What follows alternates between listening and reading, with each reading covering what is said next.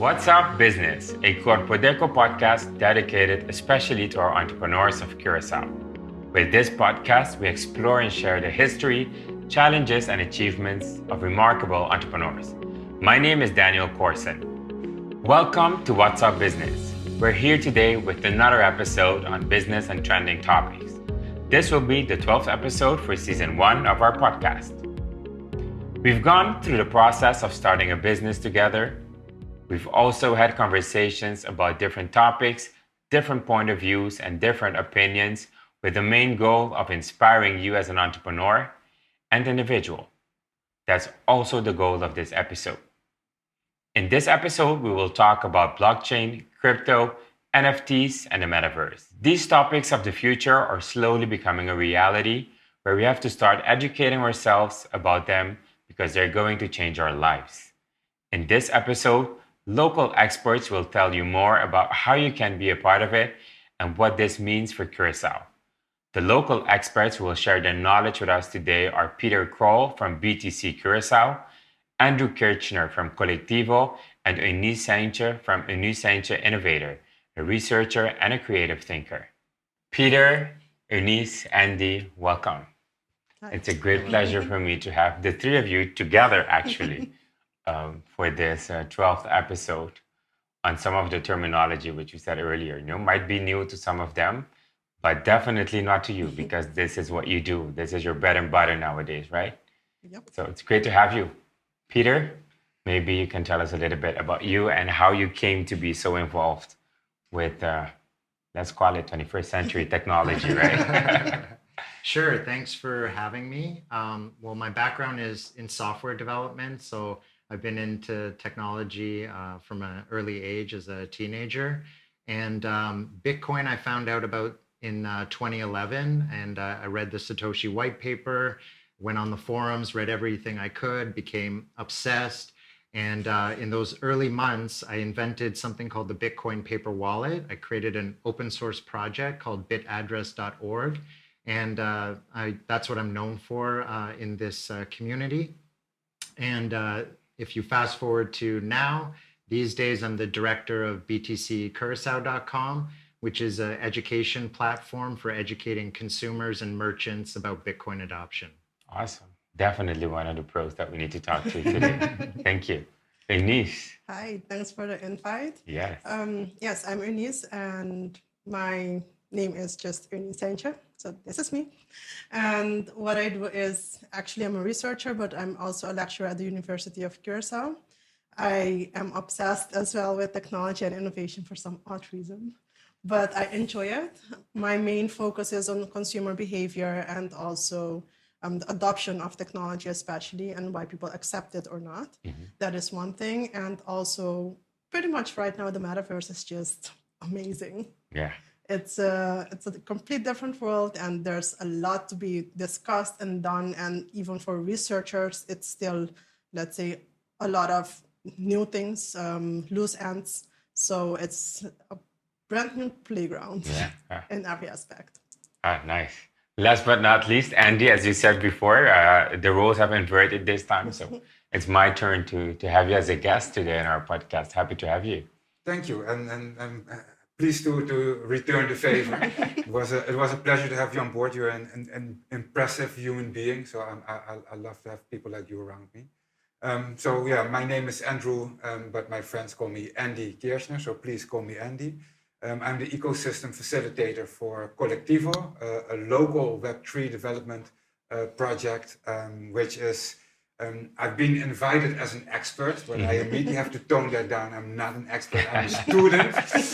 Or an enthusiast, as they always say, right? Yes, because I speak with people. I mean, our project is locally on Curaçao, but we are all around the globe. And sometimes I'm the kid in the room that needs to learn everything, and other times I'm the educator in the room. Right. And it's an amazing experience to be part of such a project, born in Curaçao, but already going global.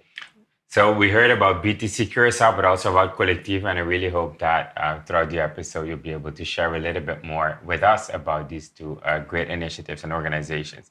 But I like to start with the stupid questions, which are not necessarily stupid. It's just that you come to realize that to some people it's like their bread and butter, as we said before, but to others it might be something entirely new and unknown, right? So let's start with the blockchain. Is this a new term? You were referring before, Peter, that you heard first about the blockchain technology. I think it was in 2011, right, when you read the Yes. Satoshi white paper.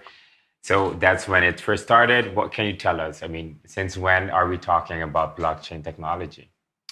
Well, I think blockchain is a big word that doesn't Yeah. have a concrete definition.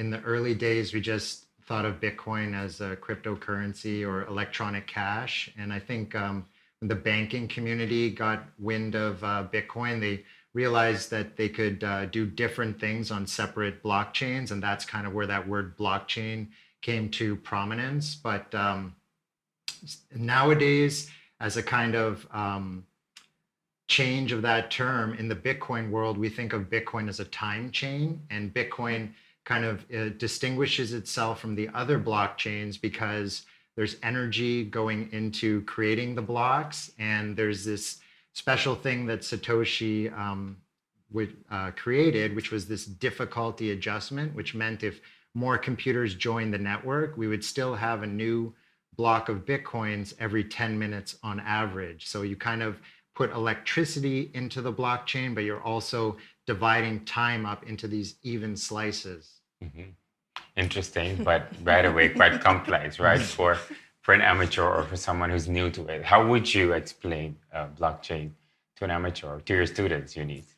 Well, basically, I just had a workshop that I had to explain it in human language, as I call it, because, like you said, it's been existing for a while. And according to researcher, before 2011, it was already in the make. So therefore, I just explained to them just to be easy, and I usually draw it down for them as well. Mm-hmm. Blocks, chains, this is the block, this is what you can do in it. In the block, you can do a lot of things. So the transactions, you can go online, you can connect with people. So it's just what you have in Web 2.0. So let's say the digital world that we have right now, but in a Web 3.0 version, which is in the blockchain, Right. which consists of blocks and a chain. And in there, you can do everything Okay. in human language. What makes, and maybe you can help answer that from your enthusiastic perspective or your passion for this technology, right? What makes blockchain so relevant and important nowadays? Oh, a blockchain opens possibilities. It's opportunities that we normally didn't have. I mean, as you already mentioned, you have Web 2, which is like all the social media channels that we know. Those are all owned by a single entity. While with the new blockchain technology, there's Web 3, where it's not owned by one organization or one entity, but we as an organization. In our case, we as Collectivo, for example, we are a whole community, and more people are welcomed in that community, and they actually have a vote. The more you participate, the more voting rights you have. So you can actually grow. So instead of you playing a computer game at home, you become sort of the computer game. Nice, nice. So Andy, yeah, maybe you can tell us a little bit about Collectivo and what you were saying before, that the more votes you have, the more you participate, and that's also, there's a word for it, right? So maybe you could also share that with us, what type of organization Collectivo is. Well, yes, that's. I'm sorry to the other guests, but this is going to be the whole show. No. So yeah, as Collectivo, we are a Web3 project. We are developing institutional tools that are usable for everyone. We are creating a community currency that people can use within that system. But we're also trying to work with the environment with that, not just sustainability, because that's sort of a level. We're looking in a way to regenerate. So that means in a way that we can make it grow better. And combining those tools together, you have the society, our community, you have the finances, the ease of payment and things like that. And then the third part is the governance and making sure that the right people get the right amount of participation rights. Ah, nice, interesting. Yes, it's very exciting because it's more democratic than a democracy, in my opinion, of course. Do you agree with that? That some type of those institutions and organizations that are now, those Web 3.0 programs and organizations that are coming up are more democratic. I mean, that's also something they associate a lot with blockchain technology, having people participating more equitably, considering other types of organizations that we used to know in ways, right? Yeah. Go ahead. No, basically, it's also known that Web 3.0 is mostly focusing on community. Right. That you need your people, let's say your group of people to support you. That community. So in Web 3.0, they're much more supportive actually, because they want to, of course, like he said, they want to make you grow so that they can also grow one way or the other. Right. So, and even it goes a little bit further than that, because when you put NFTs into it, then it's, for instance, a complete different ballgame. Right. So you do need that community and that strength of your people to grow as well in it and to support your institution. Okay, interesting. Well, I see what Andy is referring to, because in democracy, you kind of have representatives, but in a decentralized DAO or project that has governance, you'd have direct voting. So I think of it more like a corporation where shareholders would directly vote. But then there's also the transparency side of the blockchain where you can authenticate who voted for what. So can I say, in simple terms, in layman's terms, that it's a technologically enabled direct democratic system, right? People participate directly with their votes and their participation according to how they participate, right? Yes, by your own choice. Yeah. I mean, you can also choose to not participate. That's up to you.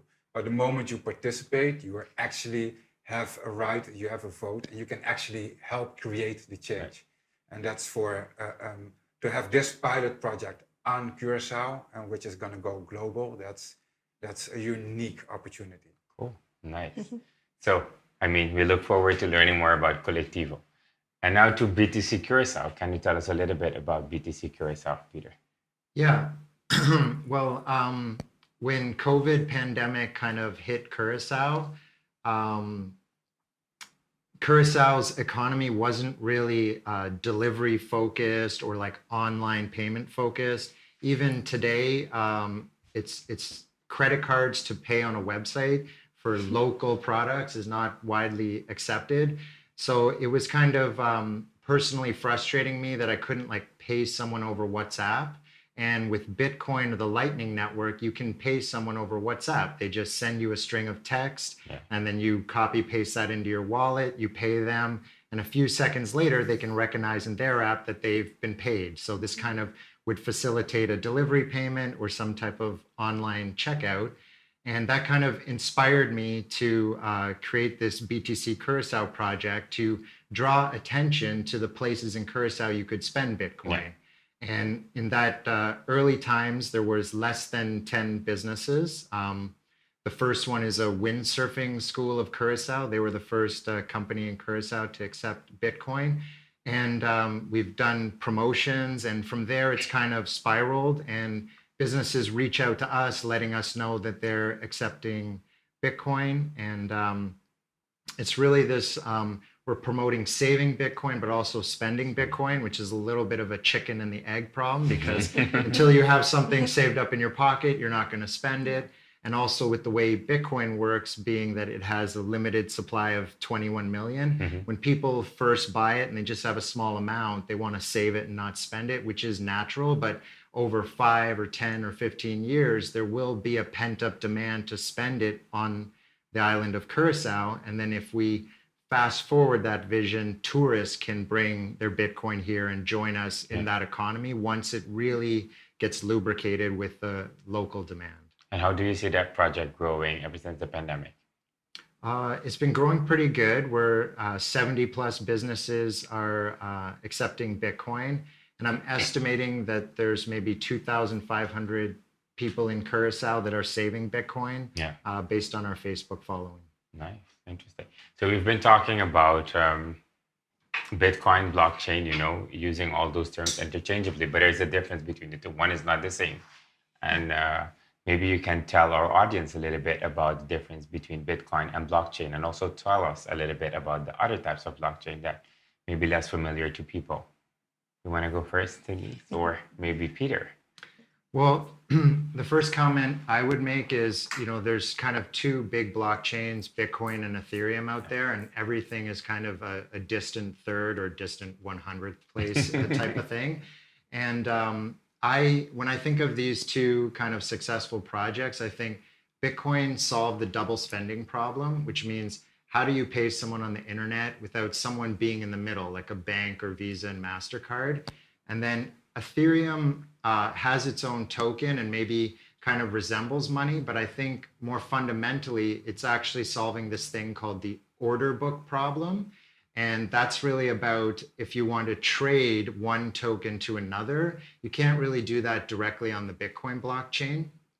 And Ethereum having a different kind of programming language for their blockchain allows this thing called an automated market maker. And that allows you kind of to trade Bitcoin to the dollar on the blockchain. So I kind of think of Ethereum as an exchange and Bitcoin as kind of reserve money of the world. In a nutshell. That's in a nutshell. And I think that's always maybe for you difficult in your day-to-day exchanges and interaction, trying to bring this whole new technology which comes with its own new dictionary and own new language, basically. How do you get people informed, aware, and let alone get them excited to become an enthusiast like Andy? But that is something that you do on a daily basis, Eunice. Yes, actually. And we were talking earlier before pressing the record button about how difficult and challenging that is. But maybe you could also share that a little bit as to, how do we get people informed and educated about all this new technology? Okay, so I have two scenarios. One it consists of just consumers or individuals, and the other one students. So since I'm a lecturer at the university, I am able to create my course outlines, and very strategically, I tend to put everything that I know a little bit in it. Mm-hmm. Let's say for integrated marketing and technology right now, I actually have a book. Mm-hmm. But I also am working with other external companies to add on to my course outlines. Mm-hmm. And the upcoming version will be basically everything that has to do from blockchain to NFTs and how to use it in businesses and market it. Right. So that means as well that the students, by the time they finish the university, that they can at least somehow understand what it is and how it works. Right. A simple example today, a student told me, yeah, but teacher, I don't know anybody that uses this. Or I don't even know basically if it's going to work. Right. So, and then you have the issue about the generation-wise, Generation Z, and then you have the alpha who are going to be using it optimally, but we have to start understanding what it is. Right. So if my students do not understand what it is, later on, it's going to be very difficult and a hurdle for them to understand it because it's much more developed yet. Yeah. So right now you're in the beginning phase, so might as well try to understand it right now. Right. On the other spectrum, I just give a workshop on the Metaverse for beginners. And there I had various people from various sectors as well. Mm-hmm. And younger generation, older generation. But you see as well the eagerness to find out about it and how it will benefit your business eventually. Right. So during that session, it was a lot of very interactive, but there were a lot of discussions as well about what it is not, where is Curaçao standing when it comes to Web 1, 2, and 3, which was a shocker for most of them to find out where we are standing in that graph, unknowingly that there is a 0.4 and 5 on their way as well. Right. And also the wallet situation, what is that all about and how can Curaçao basically benefit out of it? Policies and regulations based from the governments, how can we integrate that into Web 3.0, right. Which was a very interesting discussion basically as well, because again, the understanding of decentralized and centralized is not really fully explained and well understood. So right. You can explain it 1 trillion times, but if you live in an environment that's focusing on being centralized and being controlled, it's very difficult to let it go and to ease into the decentralized. Yeah. So I think part of what you're saying, and maybe you agree or disagree with this, is that it also requires a new mindset, right? A new set of lenses as well to the way at how we look at the world and how we organize everything, basically, which nowadays is like you said earlier, it opens up a new world of possibilities, right? Where you get to look differently at the world with a new mindset. There are in so many gradations, because it's also, as you already said, communication-wise, technology-wise, payment-wise. There are so many developments. When I talk to our people in our team that are working from Germany or Holland or Portugal, they think completely different than the people that I work with here in Curaçao. So I need to translate between those two. Yeah. I want to go back to one of the comments you said earlier, Ines, about should I trust it, right? And maybe that's something that you also, both Andy and Peter, have to deal with quite regularly. Like when people talk, should they trust the blockchain? Should they trust cryptocurrencies? Is it something? What are your thoughts on that? Well, my thought is it is a whole new world with new vocabulary, and Bitcoin is trustworthy and safe, but there can be like scammers kind of hanging around the sides. And it's so new that it's not something that you're going to learn about in like elementary school or middle school or high school. Right. So you literally have to learn from a friend. And if you don't have a friend that teaches you, maybe a scammer will find you and they will teach you all the wrong things, which will basically be send them money and you'll never get it back. So there is kind of like you're going off the well-paved road, you're going into the dirt, there can be bumps, there can be hidden crevices and those things. So, but there's kind of like a common journey. People have common problems, common questions. And so education can be like targeted to those, limited set of common problems people have. I think from the moment you deal with money, there are going to be scammers, there are going to be thieves, there are going to be... So from the moment there is a sort of value, you have to be careful. So read first or watch on YouTube if you can't read and learn that way before you act, and ask advice. There's nothing wrong in learning. And I've been teaching so many people in the past 2 years that I've learned more from that than by learning myself. So regarding blockchain, if there's one thing that our audience should remember about the blockchain, what would that be for you? Blockchain or cryptocurrency? Blockchain. We're just making our way to talking about crypto next, but first, blockchain.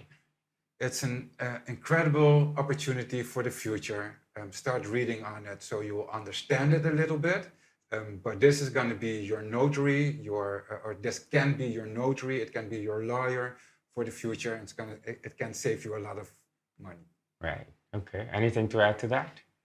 For me, it's really a message of Bitcoin only. I think we're so early in this journey that there will be a time where we'll see other uses of blockchain, like I mentioned about exchanges, and notary is a good example. But it's kind of like when the internet started getting popular in the 1990s, we didn't really see the iPhone yet. So there's kind of a whole world of unseeable benefits. If everyone has like freedom money, if we call it, because today all the money is permission. So actually we live in a world where one country, Curaçao, can't trade with all other 200 countries on earth. And every country is in these little silos that overlap. And when we're in a world where a business person from anywhere can deal with a business person anywhere else, I think there'll be a lot more efficiency, lower prices, higher standard of living, those type of things.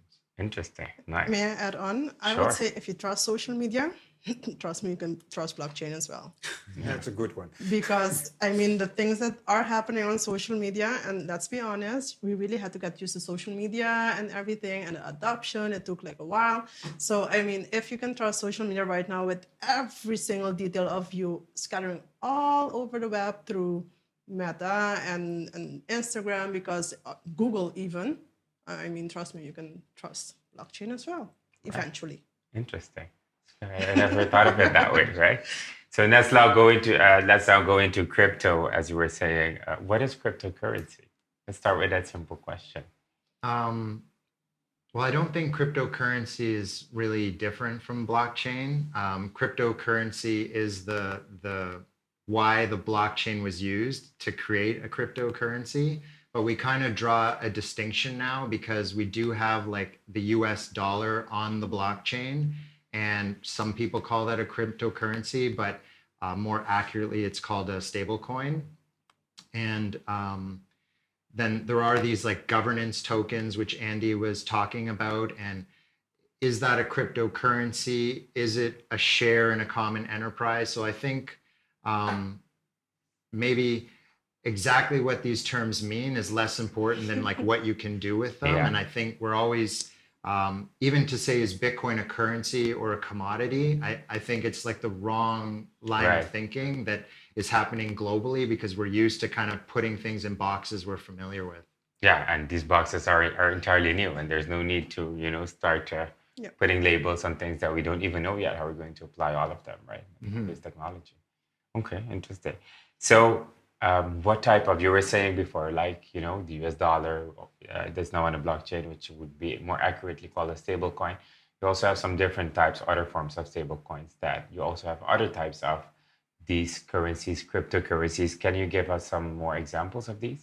I think you also have a great example of a pilot you did in Curaçao with the Kuradai. Yes, the Kuradai is what Peter already mentioned, a stable coin. We call it a community coin because it's managed by the community. There is a smart contract that decides the value of it from the moment it's made. It's one Kuradai, it's one guilder, and it stays that way. It can change, like Bitcoin or Ether can go up or down, but with Kuradai, it stayed the same. We played with that experimented with that for over two years, which was very interesting to see. Same thing what Peter did with BTC Curaçao, seeing how merchants will adapt to it, how banks react to it, how the institutional world will react to it. But we took it a step further. How can we create the value behind it? So not just one guilder, one Kuradai, but also creating whole food forests that will help create a stable value behind that coin. Okay, interesting. So should people invest in crypto? I think so, absolutely. I mean, if you're gonna put your money in a bank account where you can get a 1% or maybe 2%, you can do the same with cryptocurrency and maybe even better. Don't go for the high promises, never believe those, but take a little bit of money that you're gonna spend anyway that weekend on new shoes or that fresh haircut, and go do something with a cryptocurrency with that and learn. Do you share that thought, Eunice? Yes, of course, because then again, you have different platforms as well. For instance, like Roblox and Decentraland, that you actually need to invest in these things so that you can survive into that realm. So at one point, our lives are being switched that people aren't really investing in this world, what we consider the real world, but they are mostly investing in the other world, in their reality. So at one point, it will become a necessity to have both money in this world and also in the different realm. All right, which we will get to soon, right? Yes. Why should businesses hold crypto or even accept crypto? Well, there's two benefits. One is, as a business, it's nice to take a broad amount of different payments. So kind of thinking like, what does the customer want to spend? So if the customer has Bitcoin or stable coins in their pocket, then you enable that form of payment. Now you have a competitive edge compared to your other competitive businesses. And also Bitcoin allows you to buy goods or services from abroad. So it's another type of reserve currency. So here we're transacting in the guilder all the time, but there's a limited amount of dollars at the central bank or the commercial banks to import products to Curaçao. So it's kind of like, it's an international form of money that we can use to import more things to Curaçao. All right. I often bring up the example of the credit card. When you pay with a credit card, you are charged 1 guilder and 82 cents. But when you go to the bank to exchange that dollar, you only get 177 or 178. But if you do that with a Bitcoin or with an Ether, it's always the same value, whatever way. So we talked a bit about Bitcoin, blockchain, crypto. You mentioned Ethereum. And now we're going to go into maybe a newer kid on the block, the non-fungible tokens, NFTs, some of your passion, niece. What are NFTs? And how are these produced? Again, there's no precise definition of basically anything. So no, but seriously, people tend to explain it in a different way depending on their personal interests within that field. But the same as you have fungible tokens, you have non-fungible tokens that you cannot really touch, which are on the web 3.0. And these can be from images to clothing and pens again, in which niche or branch you work. It can be visuals, it can be music, it can be books, it can be fashion attires, it can be a car, it can be everything that we have here that probably you cannot afford. Most of them are affordable within the program. So it's just possessions, assets, digital assets that are digital. You cannot really touch them. You can just see them and the emotional aspect attached to it. Interesting. You want to add to that? Yes, because we did an amazing project here on the island that most people don't know about. But we started a food forest and people could buy an NFT to support that food forest. So basically you're buying a stock of the food forest as an NFT.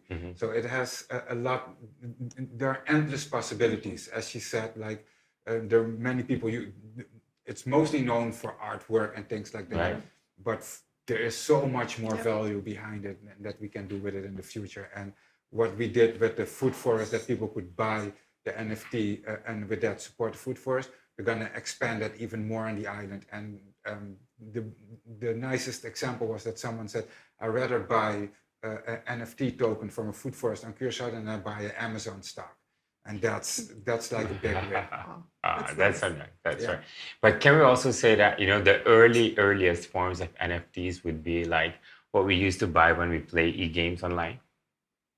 When we buy crops to play, what's the name? Animal Kingdom. Is it Animal Kingdom? I don't remember the name of those games. But those can be considered one of the earliest forms of NFTs or not? Versions, yes. The vintage versions. It's like the digital assets that you buy.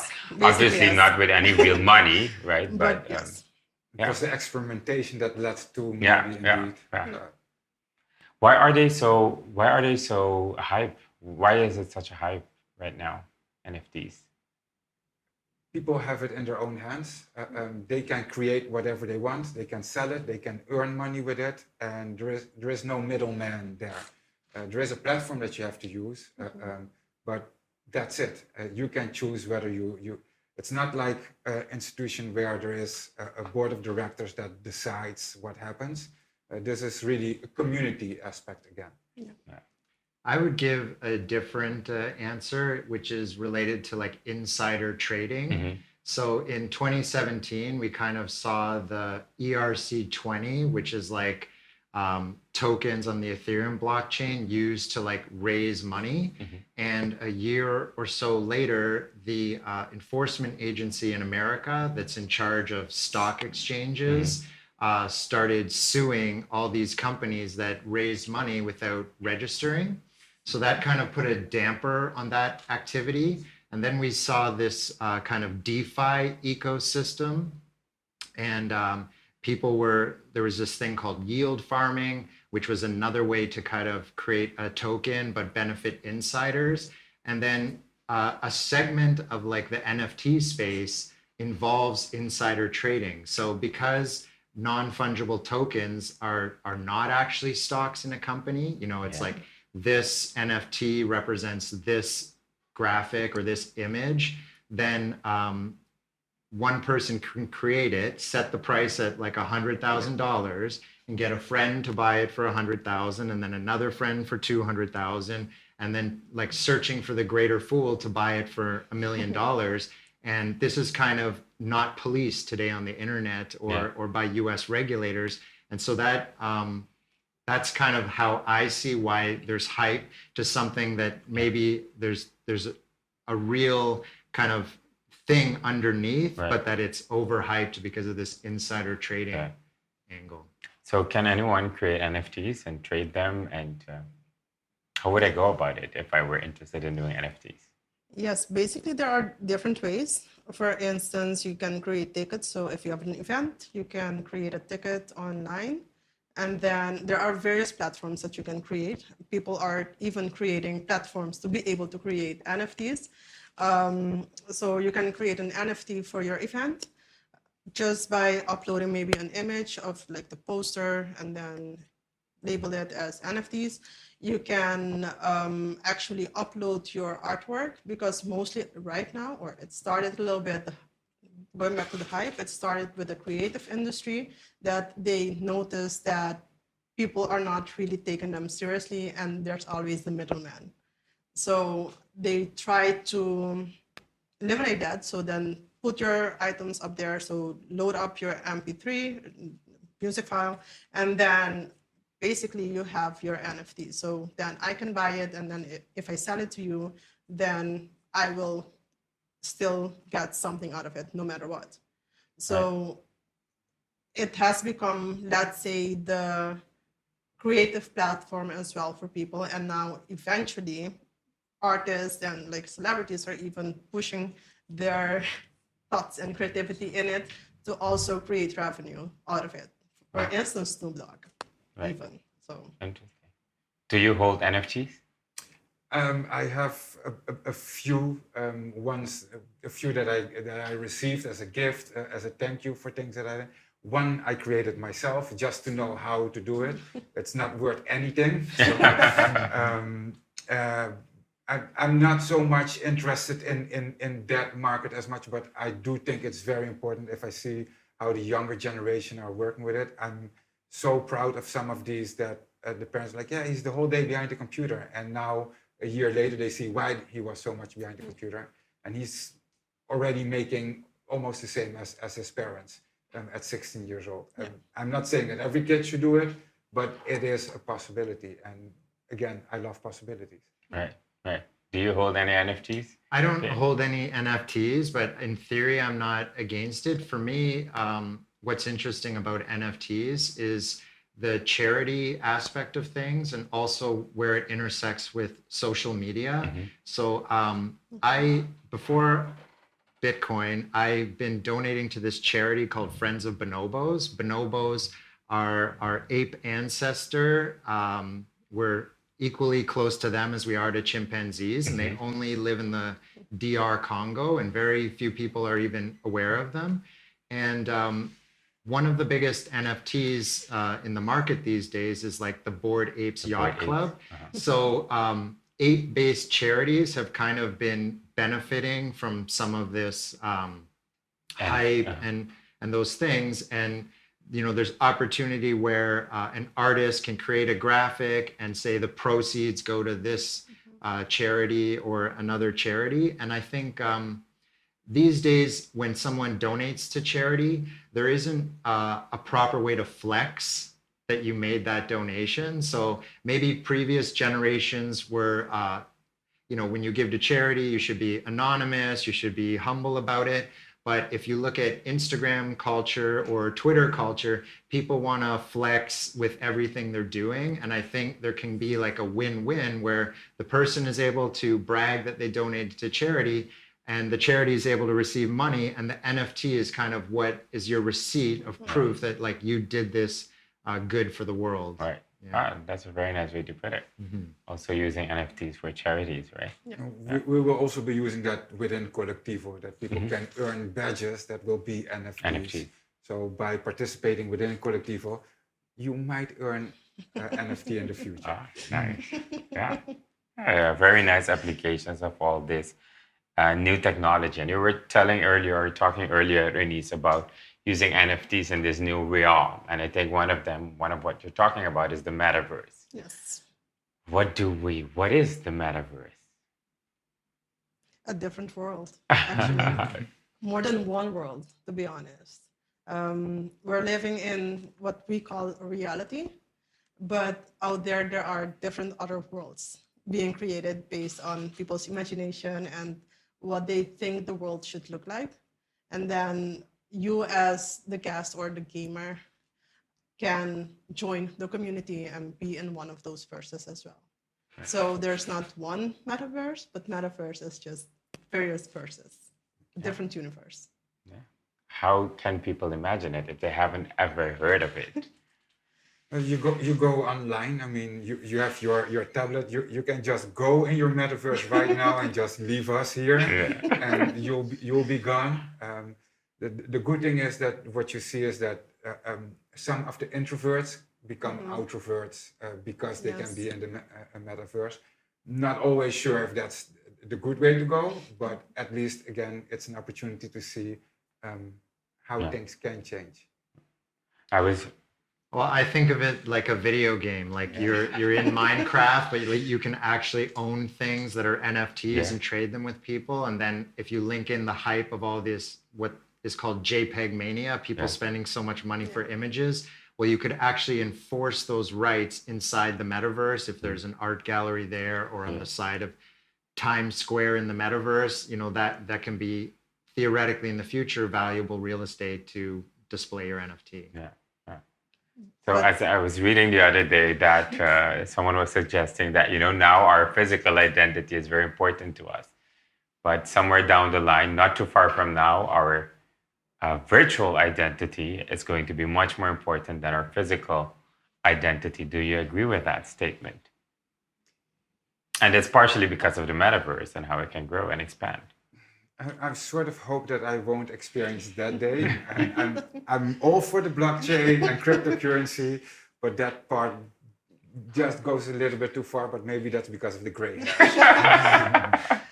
You know, I think we have already our digital identity. So again, going back to the Web 2.0, we all created with pictures, basically an identity. Online, people are creating different identities. For instance, I can be like the most depressed person ever, but online I'm like the most happiest and everything good happens to me. So that's an identity that you have created digitally in the digital realm.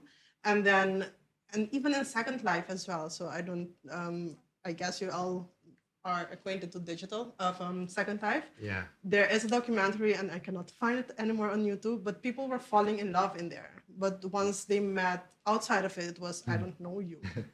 So it's just a world that people are feeling much more comfortable in it. And it happened in 2.0. Again, are you comfortable in 2.0? If so, 3.0. Yeah. And 3.0 is a little bit more advanced, yes. But it's an eye-opener as well for a lot of people. It is used for therapy even. And research-wise, it did work. So again, is it all bad? Yes or no? Yeah. The alter egos are just pretty much helping people as well to deal what they have right now in this life. Yeah. I agree. Yeah, we already have online identities and, you know, that'll just grow over time. Yeah.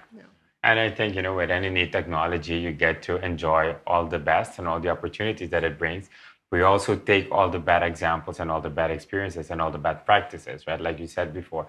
Or you said it, I think, everywhere there's money, you're going to get scammers. And so you're also going to get scammers when you talk about cryptocurrency, blockchain, Bitcoin. But also with a metaverse and talking about identity, even in our physical reality, people are playing with their physical. I mean, there's identity theft happening in the physical world. So, I mean, that's probably also going to be part of the reality in the metaverse, right? That people are going to be doing identity. There will be those identity thieves doing that all over. So it's like you said, it's not the good and the bad. I think the conversation and the discussion should be more about how can we make it more beneficial to society at large, that more people can reap the benefits and not become victims of all the malpractices that might happen, right?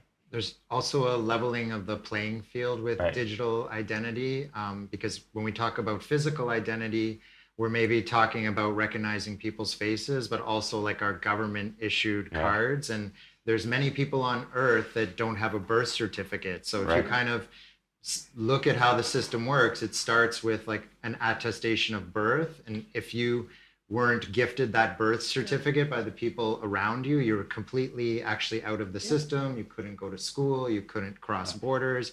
And that's like tens of millions of people today on Earth are in that situation. But where if they need to transact with a digital identity, then they don't need permission from a government that might be excluding them from citizenship.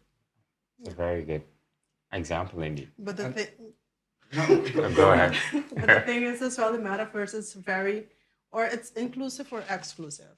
in the sense of there's a whole discussion about what it actually is and where it is found. So if it's on Web 2.0, then technically they say it's not. You have to be immersive. So that means that you need to have the VR goggles to be immersed, and that is the metaverse. Yeah. So, and then again, can everybody afford a VR goggle?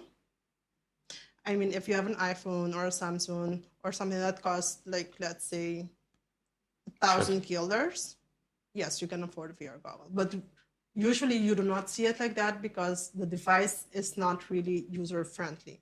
Yeah, I think that's just one example. But the other thing, if I may add, and there's also, with all the possibilities that these new technologies bring, is the fact that if you're not connected to the internet, then, I mean, per definition, you cannot be part of that world, right? Talking about exclusive and being inclusive. And that's also one thing to realize, let alone the speeds that are required for you to get the best experience, in this case, in the metaverse. And then you come again to the physical reality. There has to be some kind of enabler or something that allows you to get access to those new technologies. I mean, if we look at the internet penetration rate on the island, it's not low, but it's also not the highest in the region. The internet speeds that we get to enjoy are not low, but they're also not the highest in the region, right? And the question then comes, what is needed ecosystem-wise for us to make sure that most people can get access to it?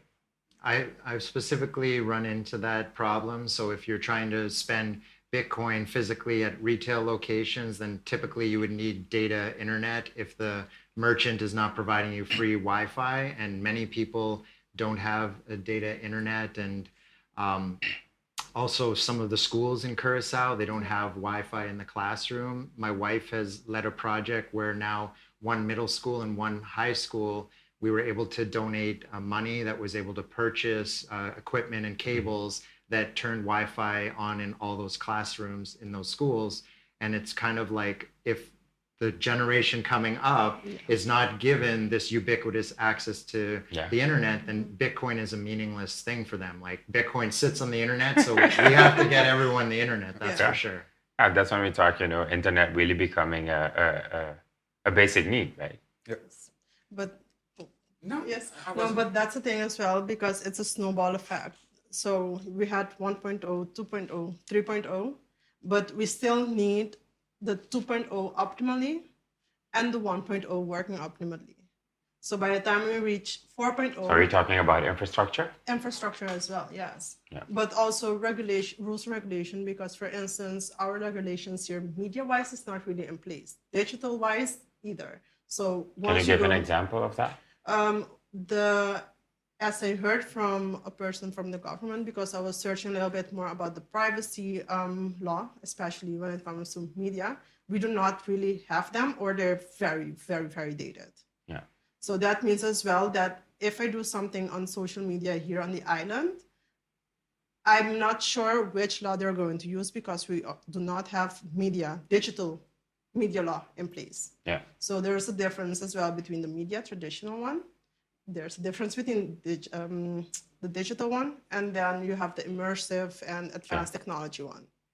So if your basic is not in place, then by default, when you reach the advanced technology and VR and ethical aspects and policies and regulations, then we are going to be in trouble, because ethically, you have to behave accordingly into those environments, because it's not regulated. So as human beings, you have to just go through it ethically. And if that doesn't happen, there's nothing protecting you. But then again, right now in Curaçao, digital also, basically. And even the traditional one, if someone takes my picture, usually we do not do anything. I hide my face sometimes. I really turn my back to them, because I know I do not want to be on your picture. But if I say something, it might turn into a fight, maybe, or a dispute. Yeah. For them, it's not important, but privacy is an issue.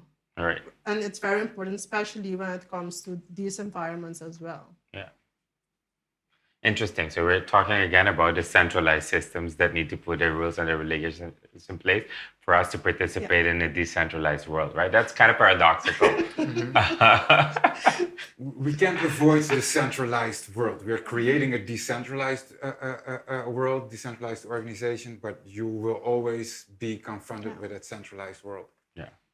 They can live in parallel, like Exactly. it Precisely. can make the government healthier. Yeah, I don't believe it's one. I don't think or it's the one other. or the other. Exactly. So it's not black or white. It's not Yeah, either or, I exactly. think. But it's an economy as well, because what you earn in there, you can cash it out and use it in here. So that as well is a complete different type of mindset in the sense of, okay, we have a lot of types of economies, a lot of colors. We have blue, green, orange. I mean, all colors of the rainbow, like unicorns. But the aspect of, let's say, the NFT, crypto, metaverse, you can create something in there. I can own things in there. I can get money in there. Only thing is, I need it on my card. Yeah. I'm the personal example in that. When I started with in the blockchain industry, I mean, I was working on a project called Second Life Curaçao. I was recycling other people's stuff, and it was impossible to make a living because I can't fight made in Colombia or made in China and things like that. But I also have a disability, so I can't go out and get a regular job. But thanks to this Web3 development organization, I was able to work within there from home, make a living in cryptocurrency, but then I had to translate that to Gilder. And that was a whole challenge, but hey, I'm here. I'm getting paid in cryptocurrency every month with which I can pay my rent and all these things. So it is possible. I'm trying to show that example, like, hey, someone with a disability can have that opportunity right here in Curaçao, but we need to be willing to see it, to try it, and to give that opportunity. Yeah. So, I mean, this show is dedicated to entrepreneurs, right? And so how can entrepreneurs go best about implementing these technologies in their businesses and their business models? What are some of the suggestions, advice, ideas that you can share with them? I'm looking at Peter. Yeah, well, I think there's a mindset change of connecting Curaçao with the rest of the world. So we're well connected in the sense that we're a tourist destination and our economy heavily depends on that. But we're not necessarily thinking of ourselves as a hosting center that's outside of the hurricane belt, or a call center for Colombia, or a call center from Holland. Like, there's a very special skill people who are born here have, where they're multilingual, and that can open up new opportunities. And then all this stuff, like Andy was saying, that's happening in this blockchain world, local entrepreneurs, developers, marketing people can tap into that and provide services in that global ecosystem. And actually, we are participating in that more than, let's say, if you're not in this ecosystem, you wouldn't really realize that, like, Curaçao's gambling license is the #1 for blockchain gambling companies. Like, this is the place they come first to kind of get some type of recognition. And so we kind of, like, our hat is in the ring, but it's not always acknowledged that way. Interesting. Yeah, I would say educate yourself. That is one of the most important things. And also, even on LinkedIn, so I'm following a lot of people on LinkedIn, and even at conferences, education is key, because you really have to at least understand what is happening, because, like he was talking, it's very technical. He was given an example. I'm pushing it in a way that people can understand, but we are all, in one way or the other, educating other people to understand what it is, because people really take advantage of it. In the marketing, because that's where I'm coming from as well, people are hiring agencies like, hey, NFTs, because Dolce & Gabbana, it was a complete success. But at the end of the day, people can easily, if you do not know about it, get taken advantage of. So I would say educate yourself, talk to people that actually know about it, and to guide you through the process, because it's not easy as well, and it doesn't fit yet to every niche or every company. So that's the part I would say, keep an eye out and educate yourself. Andy? Well, for me, it all started with a grant that I was rewarded. I have a project, everyone a postcard that I sent postcards. I mean, you also received one. Yeah, I do have it. That one was paid with cryptocurrency that I got as a donation, and that opened my eyes. Because before that, I thought crypto was only for smart people or for rich people, and suddenly this whole market opened up, and I started watching every YouTube video I could find, listening to speakers, listening to user experience, and that educated me in a way that I can do now what I'm doing. But also for the viewers, 22nd of October, we're going to have a festival which is really going to talk about the opportunities in regenerative finance here on Curaçao. So I would say take a look at colectivofestival.com. Yeah, cool. How do you see Curaçao incorporating all these technologies, like took the optimistic perspective, the optimistic route for a while in the next maybe 10 years? There are quite a few people who are interested. And I see especially people like the millennials, especially because they see opportunity, they jump on it, and they really want to know every single thing. And that's also our characteristics as millennials. And you see as well that that has a lot of benefits at the end of the day. And eventually, it's going to be more or less the same as social media, that people are going to know about it. And we're starting here already, basically. That's like step one, number one. Start creating the awareness, and by doing so, trigger people to become more interested, and eventually they will start, oh yeah, NFTs, what is NFTs? So let's Google it. Yeah. And then in a few years, I cannot really predict how it's going to be, but you might find people that are going to go into that direction, because what we have right now, for instance, e-commerce, it's not really up there yet. We are trying to find other ways in Web3. So I think people are going to be eager after hearing a lot of these angles to find out more about it and to try to go on Web3, because Web2 doesn't really work out when it comes to e-commerce and reaching global level. Right. I think for all of us, I'm not calling us old, but we were there before the internet was there. So with some of these young people that I'm working with, they don't know a world without internet, right? Can you imagine? They think differently. I was talking, I think this weekend it was to people saying that, there was a world before Facebook. When I started my first media company, we only had Curaçao on the island and TVJ Zoom. Yeah. But now, trying to tell them that I was trying to sell video programs, a child nowadays wouldn't understand, because that's what they see every day. But go back 20, 25 years ago, then it was a different industry, right? Most definitely. Mm-hmm. So going back to what you were saying, we were all before the internet. Yeah. Well, I mean, for the young people that are around their 20s and 25, how fast does that go? So. Yeah. That's how fast this is also going to develop for the future. Or even faster, right? Yes, faster. Absolutely, yes. Yeah, from my perspective, I'm kind of thinking about Bitcoin and payments and how kind of grows. And there's a start and a stop. Like sometimes I see merchants will take Bitcoin as a payment, but they won't advertise that they take Bitcoin as a payment because they're kind of still learning. So they don't want a rush of people coming in, or, the price is stable for 12 months and they take Bitcoin, then the price does something weird and they get nervous and they stop for a bit.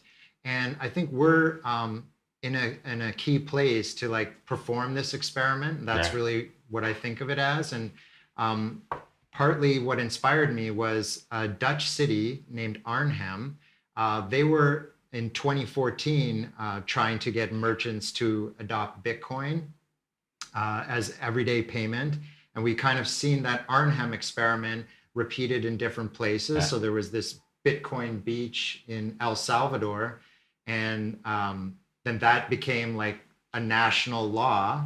And I don't think we're going to follow that exact same path, but there's other islands like in the Philippines and such that are doing this experiment. And the nature of an island allows for more of a circular economy.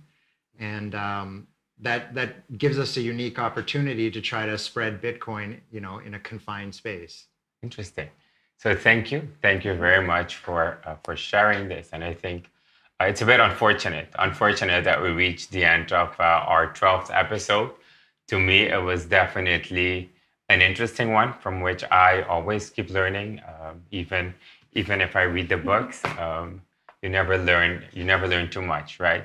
So definitely an interesting and a very educational one for me personally, and I'm convinced also for our watchers, the people watching us. So thank you, Peter, Andy, and Eunice, for your time and for sharing your knowledge, your passion, your energy, and help Curaçao get to enjoy all the opportunities that Web 3.0 and all these new technologies bring us.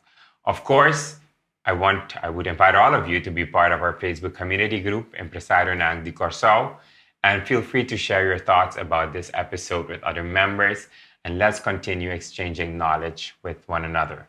Thank you for tuning in, and we will meet you again during our next episode of What's Up Business.